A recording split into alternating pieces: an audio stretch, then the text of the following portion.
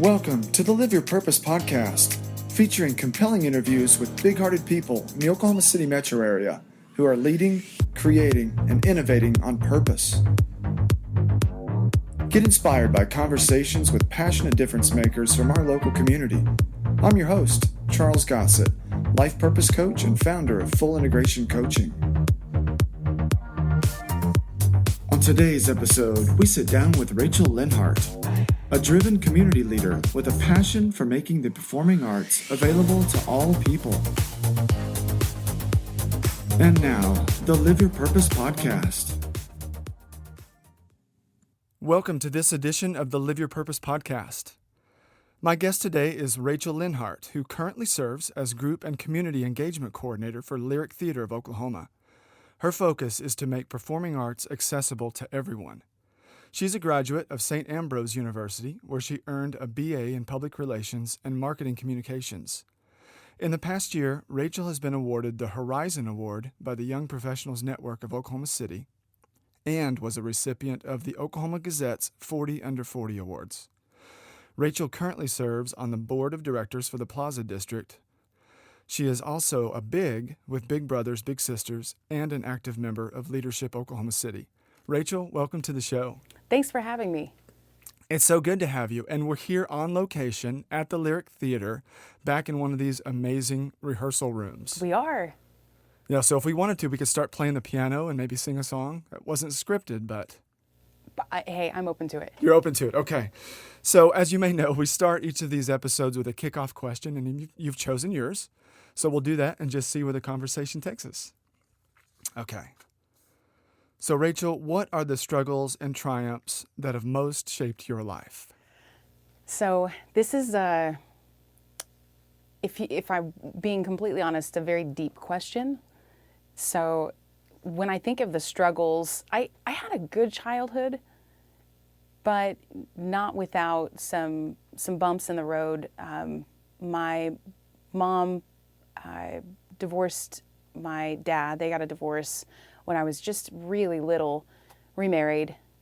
My stepdad played a great role in my life growing up, but then they divorced. My mom and stepfather divorced when I was in middle school, high school. It was kind of long. And for a while, I actually was forced to live with a friend's family. And I remember very vividly pretty much running the household while my mother took care of her parents, both of which passed from terminal cancer within 3 months of each other. And they were way across I'm from Illinois, small town Illinois. So at the age of 16, I was driving from northern Illinois down to St. Louis, about a 6-hour drive by myself, just so I could see my mom, go back up, and kind of raised myself for a little bit. And I think about that, and I think I could have done one of two things. Did what I did, which was, at the time, really immerse myself in my church. My family didn't go to church, but I was really drawn to it. Praise and worship and just being involved in something. That was, I think, where I started to learn more about servant leadership. Or I could have just rebelled and partied and really acted out. But I was kind of a guilty kid and just wanted to do the right thing so I didn't get in trouble. So that, I think, really shaped me because I didn't know a lot of kids that were going through some of the things that I was going through. And then as far as triumphs go, I'm still very close with all of my family. Just because those things happened when I was younger doesn't mean that I resent anybody for them. So as far as triumphs, I've laid roots in Illinois, Iowa, Texas, and now Oklahoma. So having to start fresh each time and somehow figure out how to succeed is something I definitely look back on and am grateful for those experiences because it makes it that much easier taking risks. Yeah. Yeah, totally. And so, and not to interrupt you, but to catch up on some of what you shared, the struggles that you mentioned growing up. So there was divorce in your mom and dad's marriage, and then your stepdad played a major role in your life, right? You mentioned, and then they were divorced, and then at some point you started kind of figuring out how to raise yourself. So were you like, I'm sure you had people in your life because you mentioned church, but who were some of the influences for you because you were doing so much on your own? Well, my grandmother was a huge influence, and her name was Ruth. She passed away about a year ago on September 11th. And I could listen to her for hours, and this woman could talk for hours. And every once in a while check in to make sure you're still listening. But she survived the Great Depression, had to move away from all of her family and friends at a very young age to kind of be a maid for a couple in Illinois. She's from North Dakota. And hearing her story of survival, and she always had this mentality that was very, don't let your setbacks define you. Don't make excuses for why you can't strive for something bigger and better. Yeah. She was always dressed really sharp. Her home always looked fantastic. Some of the best landscaping in town. And I'm like, woman, to me, she is who I strive to be because she always kept a sense of humor too. Okay. And my aunt falls very much into her footsteps, and my aunt's somebody that I look up to, my Aunt Jamie. And then I've also got on my stepdad's side, I've got my grandma Lena, who is still with us, and she's amazing. She survived, a lot. She's African American and has pretty much lived in all white towns most of her life.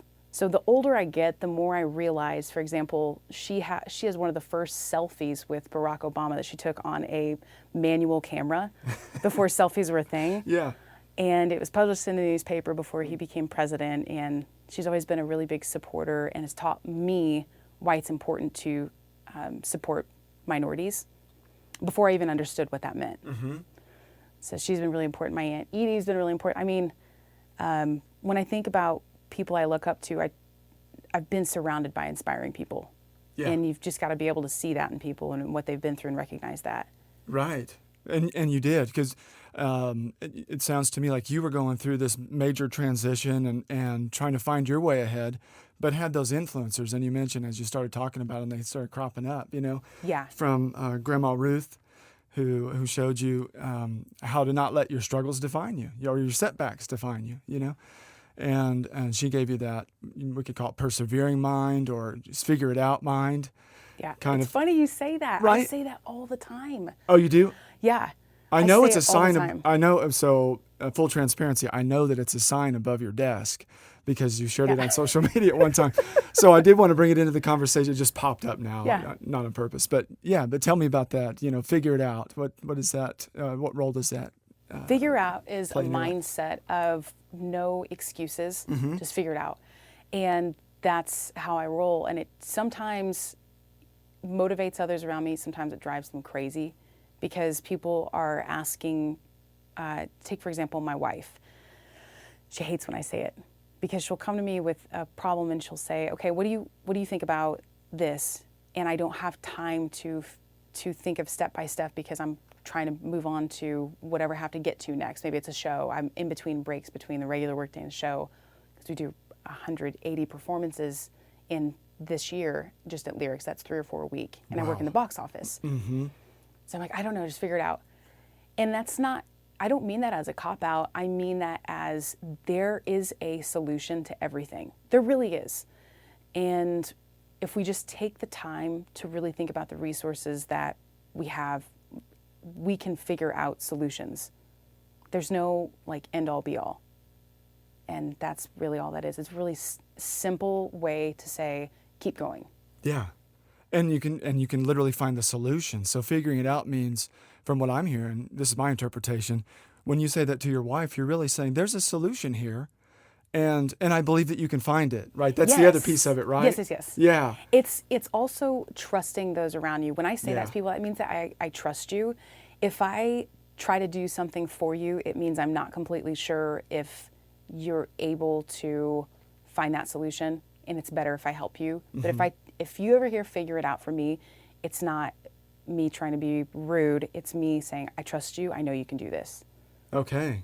Well, I'm going to keep that in mind. And that's really good advice for all of our listeners that are keying in right now to this part of our conversation, that Part of these dialogues that I hope to bring to our community's awareness is that there are problem solvers in the community. There are people out there day in and day out finding creative solutions to community problems, whether it's, how are we going to get show number 179 off and be successful, or whether it's how are we going to solve some problems at home. Maybe they're landscaping problems, or what to have for dinner. But just to have that solution-centered mindset is a tremendous asset. I've found that in my own life.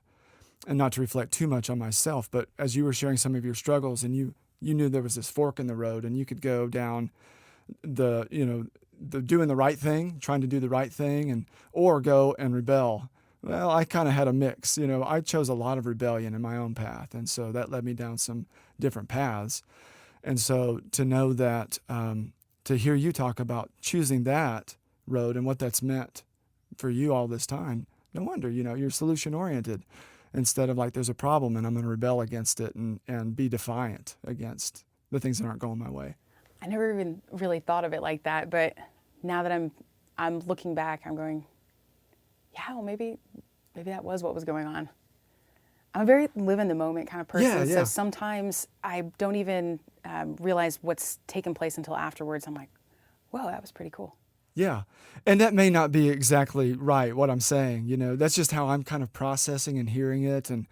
But back to your own interpretation, your own thoughts about, once you got into the triumphs areas of your life, you came through this phase in your teenage years, and when did that sense of struggle and kind of begin to diminish?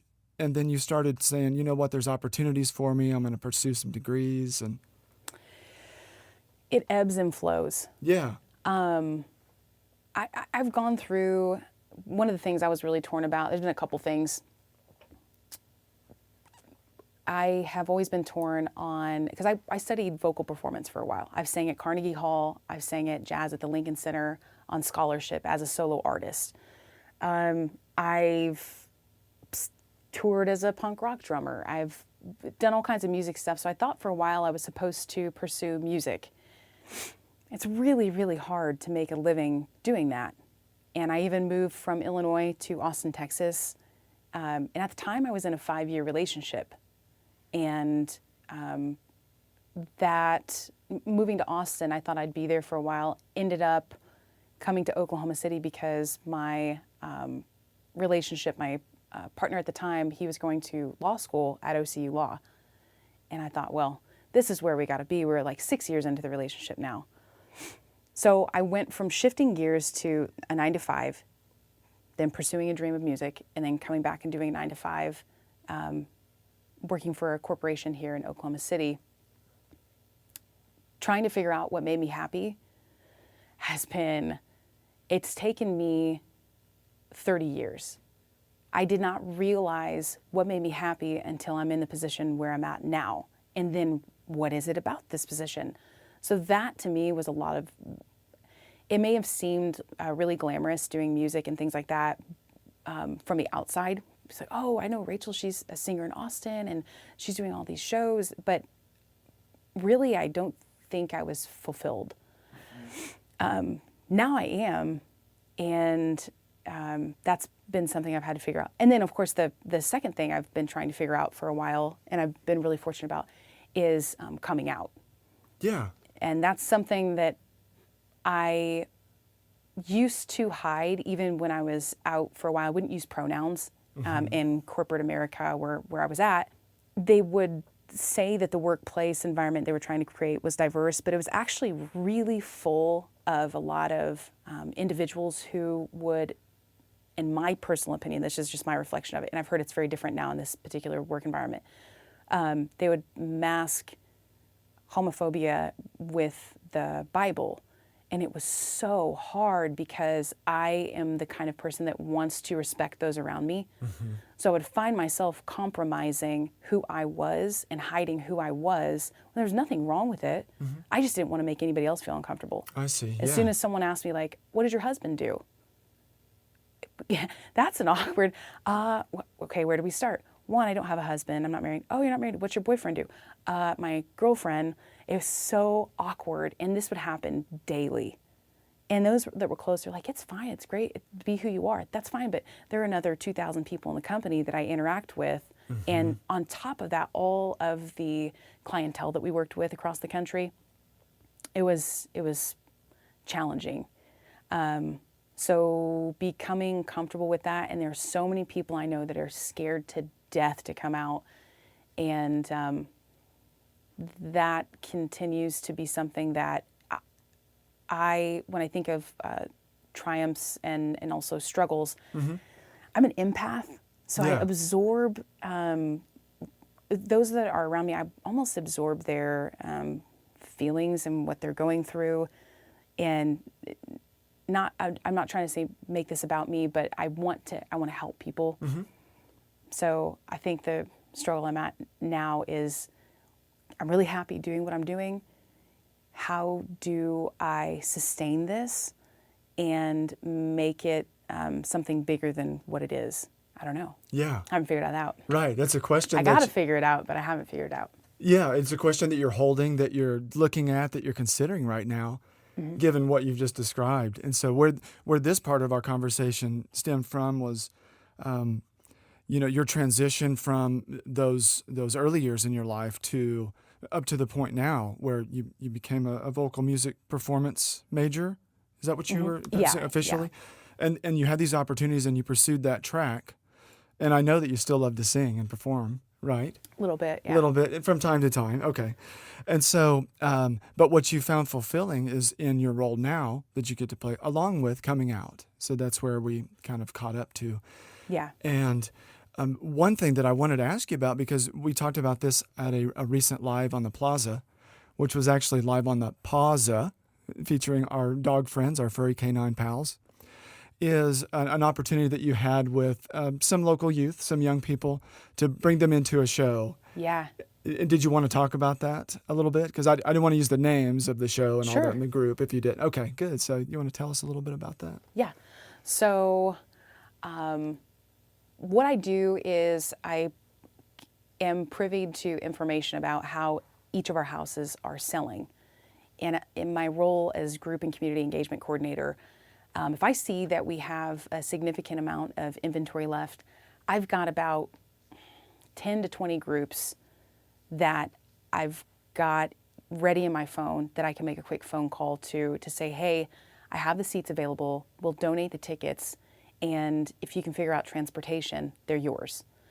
And that's a very last minute thing. It's something we can't really plan in advance because we don't want to, take away from any sales opportunities for ticket buyers. But yeah, this particular group is a homeless LGBTQ, I'm not saying this right, it's a youth shelter that many of the youth are in this shelter because they've come out to their parents and their families want nothing to do with them. Right. And it just pulls at my heartstrings because I'm very fortunate that I came out later in life. I'm 33 and I met my wife that I'm with now once I was single, and I was just drawn to her. I'd never had a girlfriend, but I was 26, I think, when I told my family, and everybody was very receptive.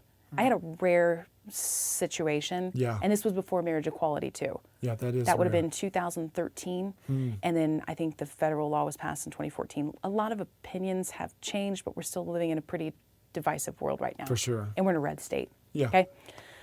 So I donated some tickets to a show that we're doing because I knew that the kids would really enjoy it, and they did. We had about 20 come in from the shelter. I'll work with other groups that if I feel like they'll really appreciate a show, not just youth. I've got like a nonprofit that serves single moms. I'm working on some tickets for a Christmas Carol. We've got other people who say, hey, I want to help with this, and Cat in the Hat's coming up. So I'm trying to figure out what school groups can't afford to go and remembering who said they might want to help with something and pulling in those resources so these kids can come see the show. Yeah. And just providing those opportunities to have access to art have access to these performances that otherwise, probably wouldn't be able to come or maybe not even know that they existed. Yeah, absolutely. Yeah. Well, I really appreciated you sharing that when we met. And this facility, this youth homeless shelter is a place where I volunteer at also. Can we say the name? I think we can. I just wanted to be careful out of respect of our conversation, but it's called SISU. Yeah. SISU. Cool. And I'm a fan of what they're doing there. And so when I heard that you invited the young people from SISU out to view Rocky Horror Picture Show, and that they had such a good time. There's a lot of elements in that show that encourage acceptance of various orientations and gender roles and identities in a playful and dramatic way. Yeah. And so, some of the responses that I think you got that evening were very positive, and they had a meaningful experience. It's interesting. This kind of leads into another part of what's so rewarding about what I do. Our goal here at Lyric Theater is to make sure that we tell the stories that represent all facets of our community. Mm-hmm. So part of that in Rocky Horror, a lot of people think of it as like a cult classic, right? It's like the party show. And yes, that's one way to look at it. Another way to look at Rocky Horror is it's a story of individuality. And it is really what blew the door open for people in an era of AIDS epidemic, for people to own who they really were. And it was okay because it was so over the top. Like, this is really where change makers come from. Mm-hmm. Think of like Stonewall, for example.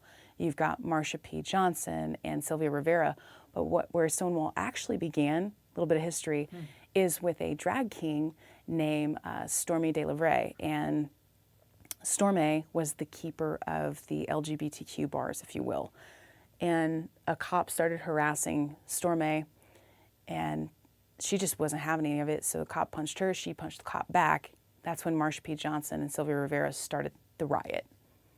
But it started with this like really strong individual, and isn't that really what Frankenfurter is?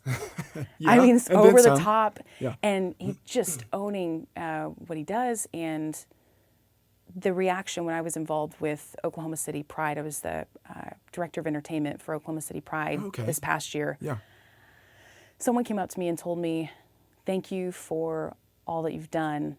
You've really saved a lot of brown lives this year." And I was like, what are you talking about? And I started to look back at all the pictures, and it was the first time I'd really seen in the photographs, because we invited many, 4 or 5 documentary-style photographers to shoot the whole celebration. It was the first time that I can remember that I saw a ton of brown people in the crowd enjoying themselves because there was representation on stage. I see, right. And this year's been really moving because things that happened so naturally, I was like, yeah, of course we're going to invite Urban Pride. Urban Pride had never been a part of Main Stage Pride before. This is a different entity, a different style of music, a different part of the LGBTQ community. I started seeing more youth. And I'm like, I still was trying to figure out in my mind why part of me thought it wasn't okay for youth to participate in LGBTQ culture. Mm-hmm. And it was because of the things within me that have I've been surrounded by, like being LGBTQ is wrong. Don't try to convince our youth that it's okay. And so this year I've really tried to take a stand to go, no, you know what? Boys and Girls Club wants to perform on stage after the parade. They get a slot. And they did amazing. CSU Youth is more interested in coming to Rocky Horror than A Christmas Carol because they can relate more to the story of a celebration of individuality and coming out. Yep, they're coming to this show. Of course, make sure everybody's over 13 because there's some mature content, but I've been thinking more and more about that and the stories that we're telling or the things that are going on and how to be more inclusive of everyone. And it doesn't have to do with just LGBTQ. Sure, right. It has to do with everybody. Yeah. Yes. And one of the things that again, through these conversations that I try to key in for myself, and hopefully some listeners do too, I think they will, is that, a fuller expression and understanding of what it is to be human. Yeah. And so it's anytime these examples are coming up that are very specific through specific lenses, I believe that the more specific we can get in different areas of our humanity, different areas of our society, our culture, our community, the more specific we can be there, the more general we can see through a lens of our common humanity.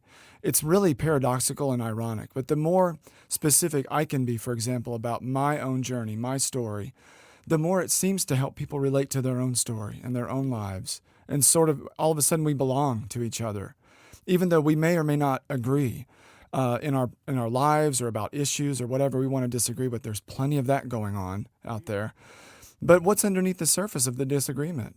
Discomfort, misunderstanding, Sure. Yeah. non-acceptance, pieces of ourselves that we're blaming others for, and we're projecting all that all the time.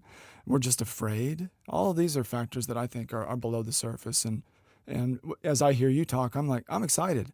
I'm hearing all the things that you've got going on, and you're inviting so much of the community to be represented, and it's through art that it's happening. Yeah. And this actually takes me back to just a quick story I'll tell. Got married last November. Okay. November 10th was this big wedding, and what was so fun about it is that my wife and I are two I'm saying this about myself, other people can say whether or not this is true, pretty open-minded people, regardless of your socioeconomic status, your age, race, political beliefs. If you get along with us, we get along with you. We don't care what everybody else is saying. It's especially true for me because I was raised very, a lot of what I was around when I was younger was very conservative. And fast forward, our wedding, we had almost every walk of life you could think of. So for example, some of my family friends from Illinois, they are coal miners. Okay, they most certainly and openly voted for Trump. I've never seen them post anything. I had one rule of thumb. If you're homophobic and you're open about it and you have to take a stand, don't bother coming, it's fine. But if you're willing to come to maybe your first gay wedding, awesome. Let us show you a good time. And they did. We had about 220 guests from all across the country, all walks of life. Probably had a nice even mix of like straight people to LGBTQ. It was my grandma Lena's first LGBTQ wedding. The compliments that we've received from that celebration are still happening. People tell us all the time, it's the best wedding I've ever been to. You know why? Because I think people were going in apprehensive, a good handful of people wondering what it was going to be like. Yeah. I had people tell me that because I'm kind of an open book. You can talk to me about whatever you want to talk to me about. But after it, they were like, it was the most fun wedding ever, and it was so much fun. And it made my heart so full because people, it was probably their first time around more than two gay people in the same room. And maybe for others, it was their first time where maybe they pegged conservative people or people that weren't like them. Everyone was dancing and having a good time. And I thought if more of you could just not pay attention to what everybody's posting on Facebook and their opinions and have meaningful conversations offline, we get a lot further. We get so much further and we realize we have a lot more in common than what social media seems to project of us. Yeah, we do. When we're not behind our screen, and I engage in social media often. I know you do too. And I believe it has its limitations. And I think there's plenty of research, if you want to go down that path, to show that. But, there's a part of ourselves that's just simply not engaged, is how I put it, when we're on social media. And we can craft sort of an ego identity or a limited version of ourselves online. I try to be much more open, as you do too, on social media. I let people know about things in my past and in my present that are challenging or that, I'm not sure about, or failures that I've had in the past. As I give myself permission, to be myself, it puts a lot more people at ease, I believe, and they've told me that, so that they can be themselves. And it drops so many of the contentious arguments and guarded positions that people seem to have. Not always, but more often than not, there's at least a new opportunity for new information to come to the table when I can just accept who I am, show you who that is, and not respond hatefully to criticism, but certainly directly and back up anything that I've put out there. I like that. Giving yourself and others permission to be themselves. I like that.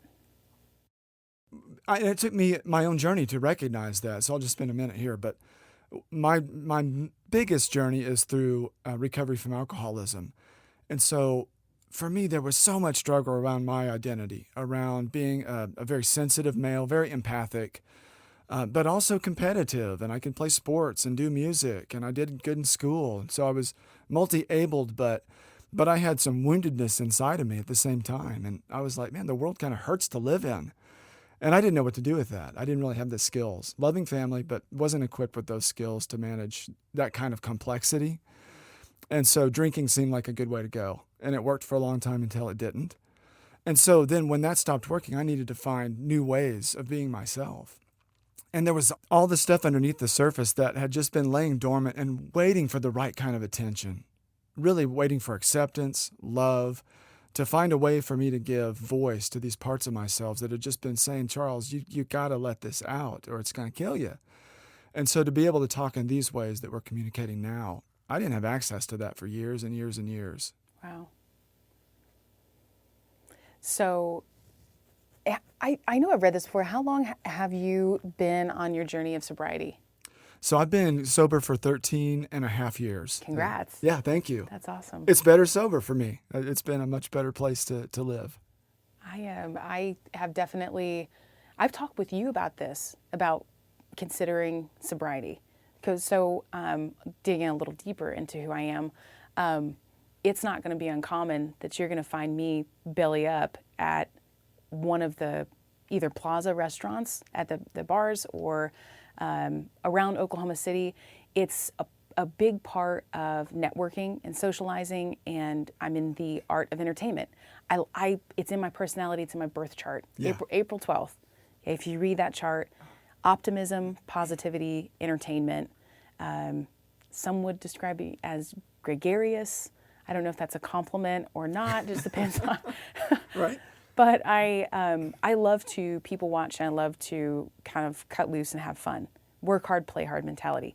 There might be times where you see me out and I'm on my phone the whole time because I'm answering emails or doing something like that. So it's not always about just drinking, but I've often wondered if I could, and I think I could, live a life of sobriety. And not a lot of people talk about that. Maybe they don't want sobriety, or maybe they do, but it's definitely one of my goals, and you'll be the first person that I reach out to when I feel I'm ready. But yeah, I do wonder what that next step in my life would be like if it was something that was completely sober. I think I'd save a lot of money. I think I'd be more of a morning person. Yeah.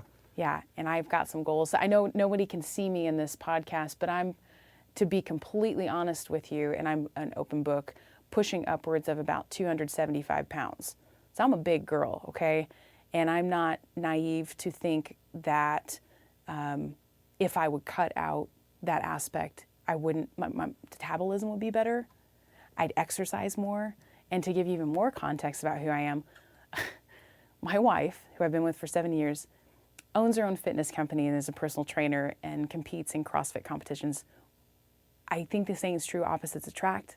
So we've got the same sense of humor and same optimism and positivity, and the things that we enjoy are the same. But she's very regimented in her workout routine, and I'm a workaholic. Mm-hmm. Like, I focus on my work, and then the reward is the cocktail afterwards, or going out and meeting friends. And I think the next big goal for me is figuring out how to do things without alcohol. Yeah. It's not, and I want to make this clear too, it's not like I wake up in the morning, I'm like, I've got the shakes and I've got to start my day with a glass. No, not like that at all. And a little bit more about me, if you have picked up on this, which surely you have, we're 35 minutes into this, I have inattentive adult ADHD. So anyone who knows me knows that I have a tendency to ramble, and I listen as well as I'll keep a conversation going. But part of kind of shutting that off, if I need to slow down my thoughts, has been with alcohol. Mm-hmm. And the only other time it's really worked is with exercise, like that dopamine being released. But that does make me a little nervous to figure out, like, how would I, like, wind down after a long day? I've tried reading books. Most recently, I've really gotten into podcasts. And the podcasts I'm into are a bit scandalous. Okay. So I'm trying to learn how to substitute some of these things. And I thought maybe if I packed everything with a lot of volunteer work, which I've done the last 2.5 years or so, that would eliminate that desire to still want to go out and have fun. No, I just stay out later and still have to wake up early. Right. So getting a little personal here. Yeah, no, it's fine. It's fine. I'm totally But welcome for me. Yeah. It's I got to figure out how to do some of that stuff. And it probably is from my childhood. Like I've only maybe gotten just a little bit of help with it, but mostly I've figured it out on my own. I could probably talk with somebody at some point and learn a little bit more about myself. Well, totally. And so that's part of the journey, and just having this, I appreciate you bringing this up in the conversation. And so everybody's journey is different, right? And so for me, those are the things that I found out is that for me, I identify as an alcoholic, which is a very specific set of habits and tendencies that I have. I am a pleasure seeker extraordinaire. If it feels good, that is going to counterbalance my life. I am convinced that when that mechanism kicks in my mind and that feels good, I'm like, finally. You don't have ADHD, do you? I don't. Depression and anxiety I have had since Really? I was 10 or 11. Yeah. So I still carry that. I have episodes of depression and anxiety that come up. And so the thinking mind that won't shut up, I'm like, okay, well, you just need some comfort, Mm-hmm. And so what does that mean to me? And so for me, the reason that I talk a lot about self-care is because, like, if I don't do it, I'm going to be pleasure seeking. I'm going to get into those habits all the time because I just do. And I'm like, well, yeah, but it's not as fun, And so I have to do several things. Part of what I've learned about myself is that staying connected. There's an element of escapism for me in pleasure seeking and especially alcoholism. I can't drink now, I'm convinced. So I abstain. I use the 12 steps as my model. And something had to take that place. Well, a lot of it's authenticity, listening to my body, knowing what's going on in my emotions. Because I'm an empath. I'm always I can tell what other people are feeling and thinking, but I'm not keyed into myself, Yeah. in those ways. And so that's been just my own journey. It's been complicated and there's some success and a lot to learn. But those are some of what decreases the desire to eject and just say, you know what, I'm out of here. And then whatever that behavior or whatever that might be, it at least quiets down for a little bit. Sure. Yeah. That's awesome. Yeah. I have, so when I was trying to figure out what I call my squirrel brain, it's kind of a running joke and I'm completely fine with it. Some people say it's squirrel.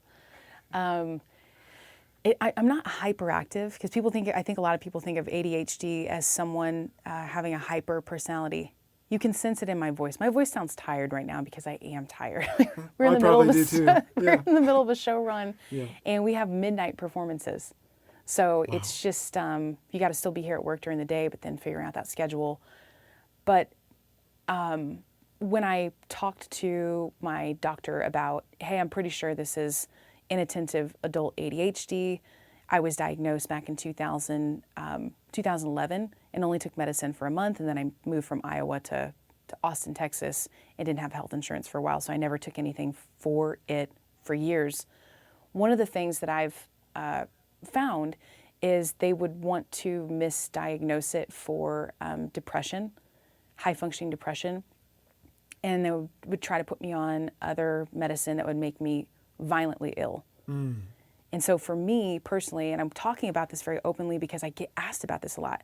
I get asked about my orientation, how I came out and what that looks like. I get asked about why I love what I do a lot. And then I also get asked about when people hear that I have ADHD, I might have that too. How do you know? I just had lunch with somebody last week that they wanted to talk about it. And when I was in corporate world, it was very embarrassing and I never brought it up because I felt like it was perceived as an excuse because people with inattentive adult ADHD very much struggle with time management. Very bad. But the 9-to-5 job I learned wasn't for me, and immersing myself in my work and having an employer that allowed me to do that and wasn't upset with me if it took me longer to do something, as long as I got it done by the deadline, I was like, oh my gosh, this role exists, and I wish more people that struggled like I do knew that it was okay to talk about it and it's better to talk about it. And I was very, very fortunate in that the woman, she has recently left Lyric for another role in higher education. She very much understood the importance of talking about mental health. And her mom was a psychologist, is a psychologist. And so she was the first person at any employer that made me feel like it was okay to talk about who I am. So that's made a huge impact on my life. And I don't know if she really realizes that. So if she listens to this, she knows who she is. Yeah, it made a huge impact because in almost every review prior to me being at Lyric, the thing that was always brought up is like, Rachael has a hard time being on time. The mundane things do not excite me. And I had to learn that about myself. I needed a job that was not a desk job that I do the same thing every day. So I'd find myself being like 2 minutes late to work pretty consistently. And I would take longer to do tasks. I was basically in a call center environment for 3 of the 4 years. And in the 4th year, I was writing training manuals on things like Section 125, very dry content that needed to be like 60 pages long. And eventually it got to the point in that corporate position where it was like, this is not a good fit. And the role at Lyric came up. And I guess what I'm getting at in this long rant is, if any of this speaks to you and you're listening, it's scary thinking about, because it was scary for me thinking about leaving a corporate gig that paid me the best I've ever been paid, best benefits.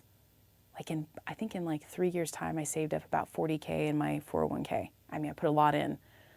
Thinking about going into something like nonprofit was terrifying because I told Lyric, this is what I have been making, and they very politely said, well, this is what's possible to make here, but you might really enjoy it. 1,000% best decision I've ever made in my life, going from corporate to nonprofit. But it wasn't until I took that risk and all the uncertainty, the financial uncertainty, and I remember my first review with Lyric, here we're going to talk about time management again, and blah, blah, blah. It didn't even come up. I'm sure that my boss at the time knew that that was something that I struggled with, but I've become more open about it. And this just goes back into being who we are, owning it, being our authentic selves, because it's important. Like, we shouldn't have to pretend. It's important to be professional, right? It's important to put our best foot forward and not just be this, kind of this is who I am, and be really out there and kind of sloppy about it. That's not what I mean. But saying, yeah, this is a shortcoming I have.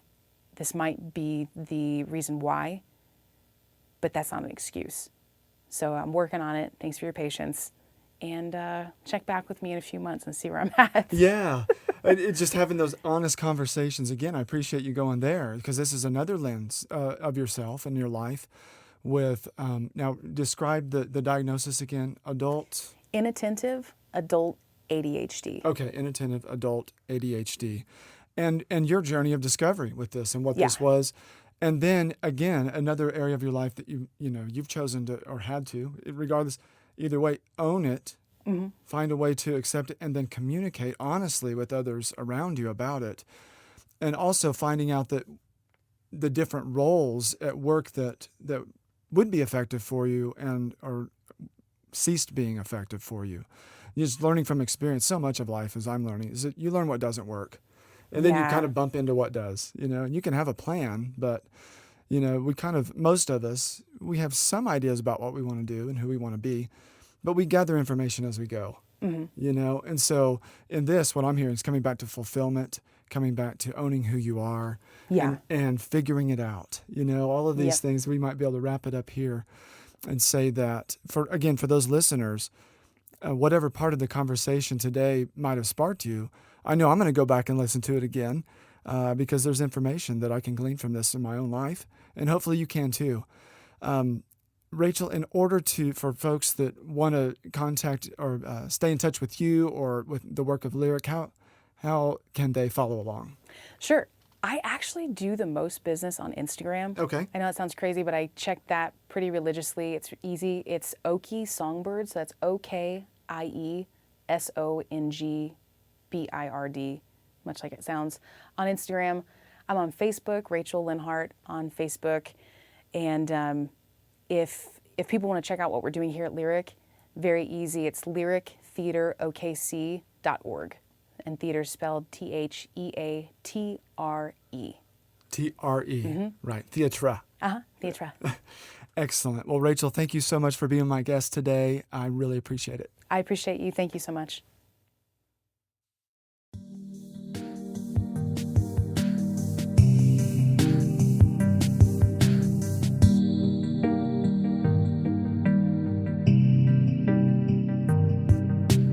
You've been listening to the Live Your Purpose podcast.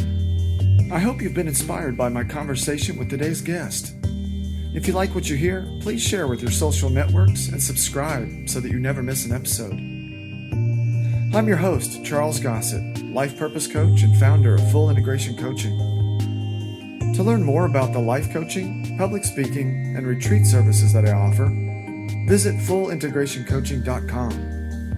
And you can follow along with me on Facebook and Instagram at Full Integration Coaching. Until next time, remember, you were meant to live on purpose. Start living yours today.